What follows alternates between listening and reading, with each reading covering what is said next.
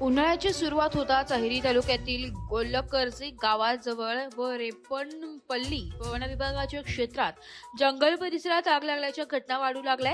जंगलातील सुकलेल्या पानांना आणि गवतांना आग लागल्यामुळे मोठ्या प्रमाणावर वनसंपत्तीचे नुकसान होत आहे। विशेष म्हणजे या आगीमुळे जंगलातील दुर्मिळ व मौल्यवान आयुर्वेदिक वनस्पती देखील नष्ट होण्याचा धोका निर्माण झालाय।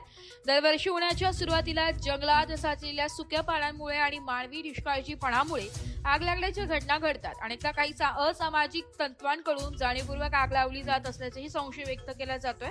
यामुळे जंगलातील लहान रोपे, वन्यजीवांचे अधिवास आणि पर्यावरणाला मोठा फटका बसत आहे। वन विभागाकडून आग आटोक्यात आणण्यासाठी प्रयत्न सुरू असले तरी अनेक ठिकाणी दुर्गम भाग असल्यामुळे आग विझवण्यात अडचणी येत आहे। स्थानिक ग्रामस्थांनी देखील वन विभागाला सहकार्य करून जंगलातील आगीवर नियंत्रण मिळवण्याचे आवाहन करण्यात आले। वन विभागाच्या अधिकाऱ्यांनी नागरिकांना जंगलात आग लागू नये तसेच कुठेही आग लागलेली दिसल्यास तात्काळ प्रशासनाला कळवण्याचे आवाहन केले।